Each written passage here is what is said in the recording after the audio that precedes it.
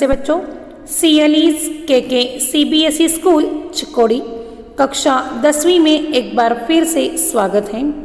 आज आशा करती हूँ कि आप सब लोग ठीक और स्वस्थ हों। आज की इस कक्षा में हम पढ़ने वाले हैं विराम चिन्ह।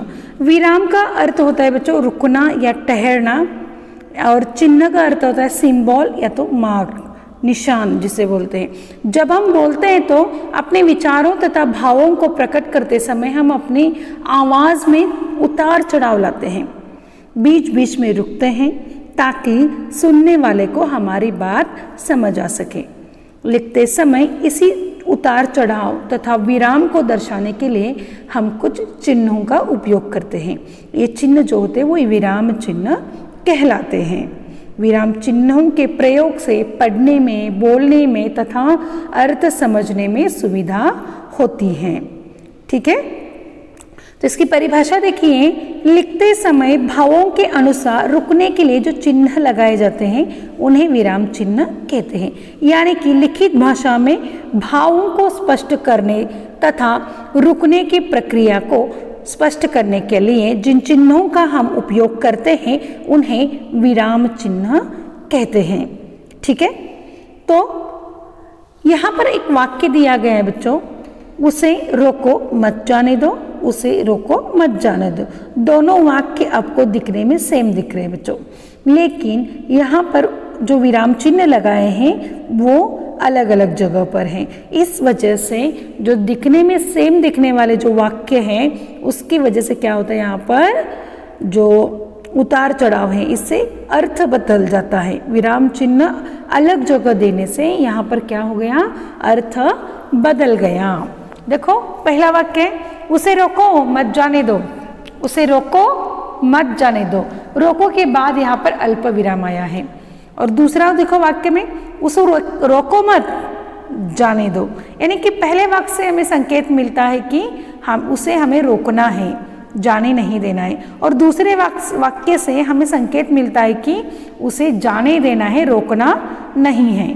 समझ में आ रहा है? दोनों वाक्य में फर्क, दिखने में एक जैसे दिख रहे हैं हमें, लेकिन विराम चिन्ह अलग अलग जगह लगाने की वजह से ये क्या होता है, उनके अर्थ, उस वाक्य में अर्थ परिवर्तन आ जाता है। समझ में आया? तो पहला विराम चिन्ह है पूर्ण विराम, यानी कि जहां वाक्य समाप्त होता है, वाक्य पूर्ण होने के बाद पूर्ण विराम दिया जाता है। जैसे कि राम एक अच्छा लड़का है, वाक्य पूर्ण हो गया है। यहाँ पर वह 10वीं कक्षा में पढ़ता है, वाक्य पूर्ण हो गया। पूर्ण हो गए के बाद हम रुकते हैं। हाँ, जैसे मुझे पढ़ने का शौक है, वाक्य पूर्ण हो गया, तो हमें वहाँ पर क्या करना चाहिए, पूर्ण विराम देना चाहिए। ठीक है, दूसरा है प्रश्नवाचक चिन्ह। कौन सा है? प्रश्नवाचक चिन्ह। प्रश्नवाचक चिन्ह वाक्यों के अंत में लगाया जाता है, यानी कि जब किसी वाक्य में प्रश्न पूछने का बोध होता है तो वो प्रश्नवाचक चिन्ह कहते हैं या लगाया जाता है। यानी कि तुम क्या कर रहे हो, तुम्हारा नाम क्या है, इस प्रकार का जहाँ पर हमें बोध होता है तो हम क्या करते हैं, इसे प्रश्नवाचक चिन्ह लगाते हैं। तीसरा है अल्प विराम। अल्प विराम यानी कि थोड़ी देर रुकना। किसी एक वाक्य को पढ़ते या बोलते समय हम थोड़ी देर रुकते हैं। किसी एक वाक्य को पढ़ते या बोलते समय थोड़ी देर रुकते हैं तथा एक ही प्रकार के पदों या उपवाक्यों को हम जोड़ते हैं तो वो अल्प विराम वहाँ पर लगाया जाता है। अर्थात एक से अधिक वस्तुओं को दर्शाने के लिए भी हम क्या करते हैं, अल्प विराम चिन्ह का उपयोग करते हैं। जैसे कि राम, लक्ष्मण, सीता और हनुमान को भगवान के रूप में पूजे जाते हैं। साथ ही साथ सतीश, पूजा, रोहन, यहाँ पर क्या किया है कि अल्प विराम लगाया गया है। संबोधन के बाद यानी कि सतीश, पूजा, राजू खेलने गए हैं। तो इस प्रकार से अल्प विराम थोड़ी देर, जहाँ वाक्य में हम थोड़ी देर रुकते हैं वहाँ अल्प विराम लगाया जाता है। ठीक है, अगला है अर्ध विराम, जहाँ अल्प विराम की अपेक्षा कुछ अधिक देर तक रुकना पड़ता है, उसे अर्ध विराम, वहाँ पर अर्ध विराम का उपयोग होता है। यानी कि जहाँ पूर्ण विराम से कम और अल्प विराम से अधिक, पूर्ण विराम से कम और अल्प विराम से अधिक रुकना होता है, वहाँ पर अर्ध विराम लगाया जाता है। यानी कि दो उपवाक्यों को वहाँ पर जोड़ते हैं हम, तो हम वहाँ पर अर्ध विराम लगाते हैं। यानी कि खूब मन लगाकर पढ़, परीक्षा निकट आई है। दो वाक्य हैं यहाँ पर, खूब मन लगाकर पढ़, परीक्षा निकट आई है, जो अर्ध विराम से जोड़ी गई हैं। ठीक है, तो ये अर्ध विराम यानी कि पूर्ण विराम से कम, अल्प विराम से थोड़ा सा ज़्यादा। ठीक है, अगला है विस्मयादिबोधक चिन्ह। देखो, जिस चिन्ह का प्रयोग हर्ष, विस्मय, आश्चर्य, करुणा, भय आदि भाव प्रकट करने के लिए किया जाता है, जिस चिन्ह का प्रयोग हर्ष, विस्मय, आश्चर्य, करुणा, भय आदि भाव को प्रकट करने के लिए किया जाता है, उसे विस्मयादिबोधक चिन्ह कहते हैं। यानी कि मन के विभिन्न भाव जो होते हैं उसे व्यक्त करने वाले जो चिन्ह होते हैं वो विस्मयादिबोधक चिन्ह कहलाते हैं। यानी कि हमें बहुत आश्चर्य हुआ है, अरे कब आए तुम, ऐसे जब अरे बोलते हैं, देखो वहाँ पर क्या लिखित रूप में क्या आ जाएगा, विस्मयादिबोधक चिन्ह।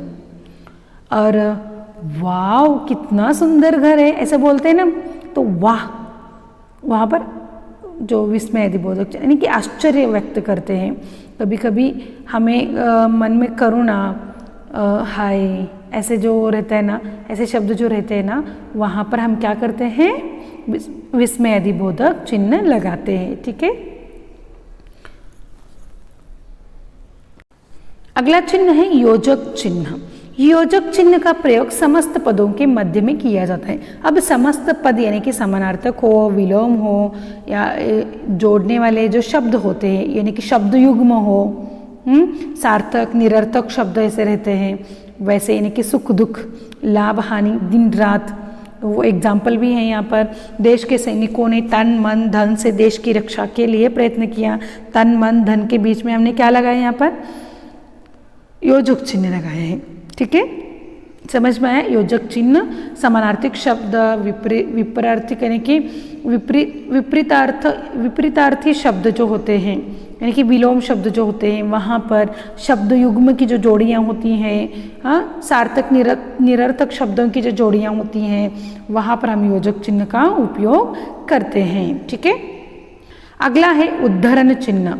उद्धरण चिन्ह बच्चों दो प्रकार के होते हैं, एक इकहरा उद्धरण तथा दूसरा है दोहरा उद्धरण। यहाँ पर देखिए, एक इकहरा उद्धरण और दूसरा है दोहरा उद्धरण चिन्ह। इकहरा उद्धरण चिन्ह हम कब लगाते हैं, इकहरा उद्धरण चिन्ह हम कब लगाते हैं, किसी विशेष लेखक के उपनाम, पुस्तक, कविता, कहानी के नाम, ये क्या करते हैं हम इकहरे उद्धरण चिन्ह में लिखते हैं। जैसे कि हम लिखते हैं कि रामधारी सिंह दिनकर, रामधारी सिंह दिनकर, रामधारी सिंह लेखक का नाम है, ये कवि का नाम है ये, और आगे जो इकहरे में हम लिखते हैं तो दिनकर जो है उनका उपनाम है, तो ये हम कहाँ लगाते हैं, मतलब यहाँ पर हम इकहरा है। और साथ ही साथ ग्रंथों के जो नाम होते हैं, जैसे कि रामायण, महाभारत, उनके लेखकों के नाम जो होते हैं वो हम क्या करते हैं, इकहरे उद्धरण चिन्ह में लिखते हैं। ठीक है, और दूसरा दोहरा उद्धरण चिन्ह जो है, किसी के कथन को, जो हुई बात है, जो किसी की कही हुई बात जो है उसी तरह प्रकट करने के लिए उद्धरण चिन्ह का उपयोग किया जाता है, वो दोहरा उद्धरण चिन्ह है बच्चों। जैसे कि राम ने कहा, सत्य बोलना मेरा सबसे बड़ा धर्म है। जो राम ने कहा हुआ वाक्य जो है, सत्य बोलना सबसे बड़ा धर्म है, ये दोहरे उद्धरण चिन्ह के अंदर हम डालेंगे। ठीक है, अगला देखिए कोष्टक। कोष्टक चिन्ह का प्रयोग अर्थ को अधिक स्पष्ट करने के लिए अथवा वाक्यांश को कोष्टक के अंदर लिखकर किया जाता है। यानी कि वाक्यांश का अर्थ स्पष्ट करने के लिए हम कोष्टक का उपयोग करते हैं। साथ ही साथ मैथ्स में यानी कि गणित में इसका उपयोग ज़्यादातर किया जाता है।